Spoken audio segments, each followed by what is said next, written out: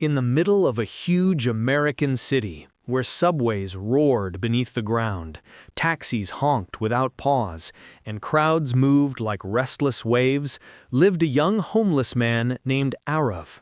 The station wasn't just a place people passed through. For him, it was the closest thing to a home.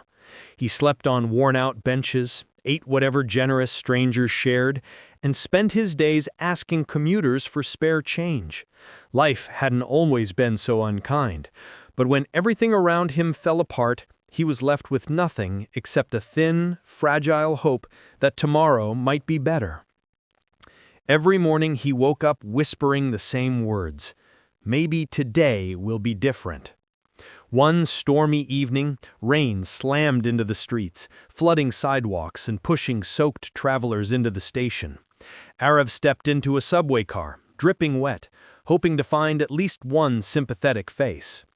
As he moved carefully between passengers, he noticed a man who looked completely out of place in the chaos. Tall, confident, dressed in a clean suit and polished leather shoes. The kind of man whose life seemed completely put together. Aarav thought, maybe he'll help. But when he asked for money, the man didn't reach for his wallet. Instead, he studied Aarav with calm curiosity and asked, "You spend every day asking, but what do you give?" Aarav blinked, caught off guard. "Sir, I don't have anything to give. I barely survive." The man's expression softened. "If you want to receive, learn to give something first. Anything. That's how life works. That's how business works." And with that, he stepped off the train just as the doors closed, disappearing into the crowd. Aarav remained frozen, the man's words echoing over and over in his mind. "If you want to receive, learn to give." No one had ever questioned his life like that. For 2 days he wandered around the station, thinking deeply about what a homeless man could possibly offer. Then on the third morning, while sitting near the tracks, he noticed something he had never paid attention to before. Tiny wildflowers growing along the fence, their colors bright against the dull concrete. Something inside him sparked. Maybe this is something I can give. The next day, he carefully picked a few flowers, cleaned them, and kept them safe. When a commuter dropped a coin into his hand, Aarav smiled and offered a flower in return. People were surprised at first, but their reactions quickly softened. Some smiled warmly, others tucked the flowers into their bags or jackets. For the first time, they didn't see a beggar, they saw someone trying to give something back. Day after day, this small, simple act changed everything. When Aarav had flowers, more people helped. When he didn't, fewer stopped. So every morning, before asking anyone for help, he gathered fresh flowers. He wasn't begging anymore. He was exchanging. One afternoon, while arranging his flowers, he saw the familiar figure of the businessman returning to the platform. Aarav rushed toward him, holding out a fresh flower. "Sir," he said proudly, "today I have something to offer you. If you give me something in return, this is yours." The man laughed warmly and handed him money before accepting the flower.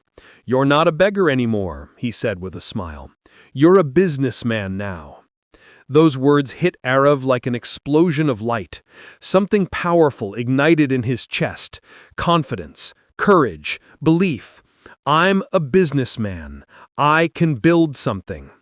Even when people around him thought he was losing his mind for shouting with excitement, Aarav didn't care. For the first time in his life, he could see a future. He began to work harder than ever.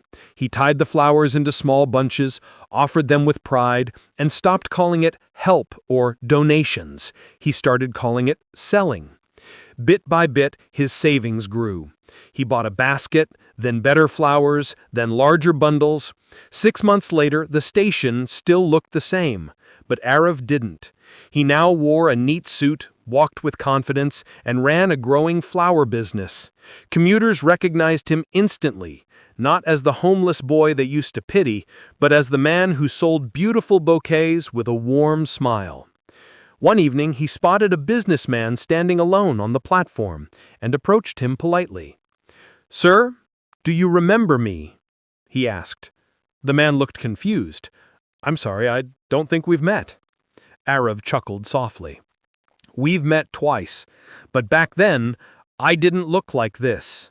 I was the homeless boy who used to beg here." Recognition slowly appeared in the man's eyes. "You?